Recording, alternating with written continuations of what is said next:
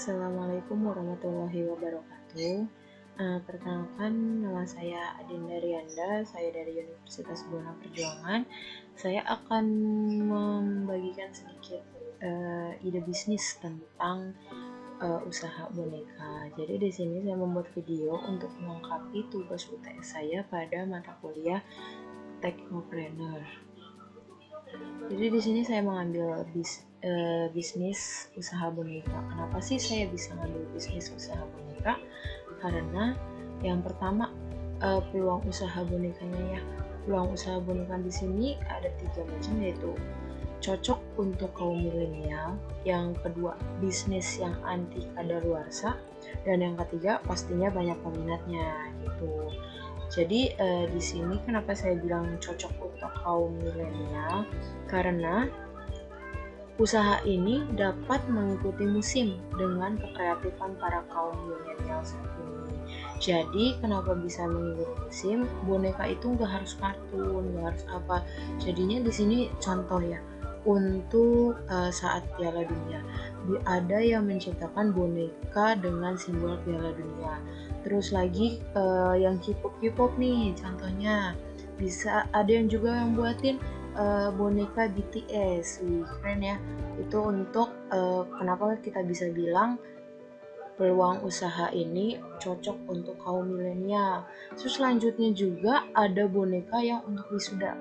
Sering banget dong pasti ngeliat orang-orang yang kalau wisuda pasti meluknya boneka beruang atau teddy bear yang pakai topi wisuda gitu.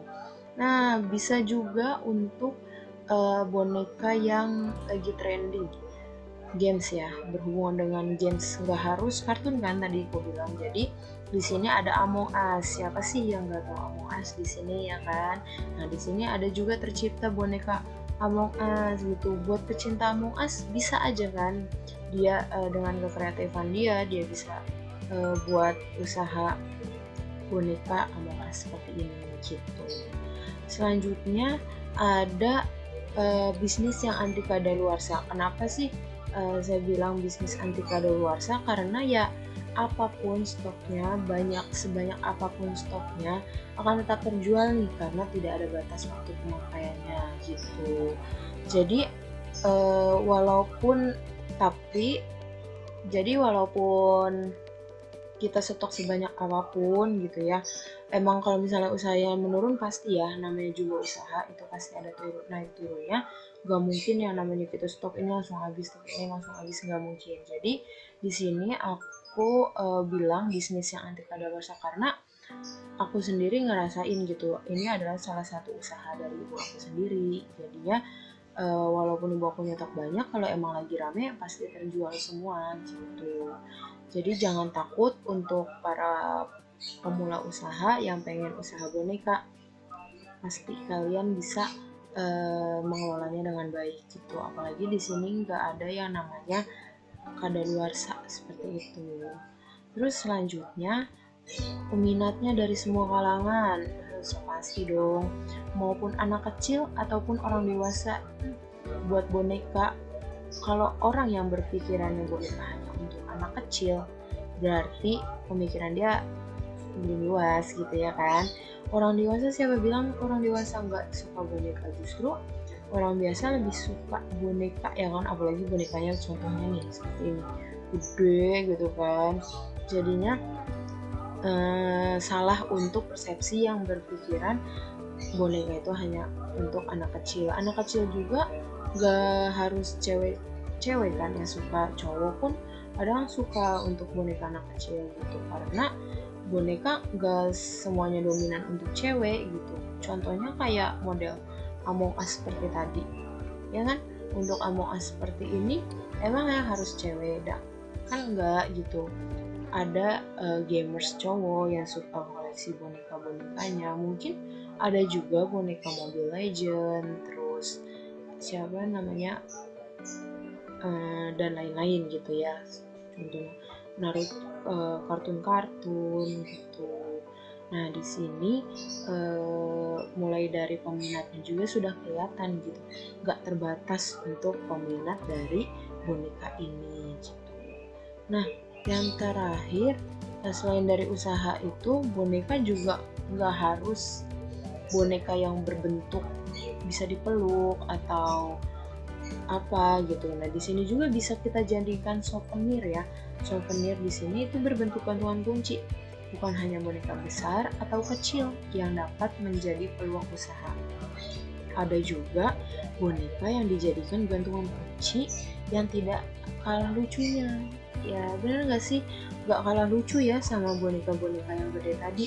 Mulai dari gantungan kuncinya nih beraneka ragam buah-buahan. Kepikiran gak sih bikin aneka buah-buahan dari bahan boneka atau dari bahan panen?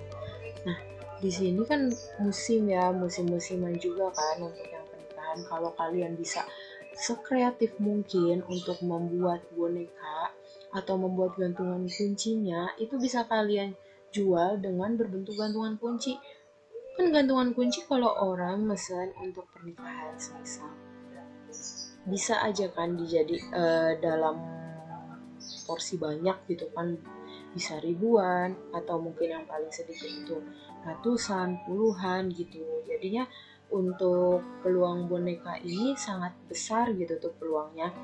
Gak harus kalian nyetok boneka-boneka yang gede dengan harga-harga yang mahal gitu kan, gak harus. Apalagi kalau memang kalian punya bakat membuat gantungan kunci atau membuat boneka. Misal kalian bisa menjahit atau lainnya, kalian bukan hanya sekedar menjual kan, tapi kalian benar-benar berwirausaha mulai dari bahan yang belum jadi apa-apa hingga menjadi benda yang siap jual seperti itu.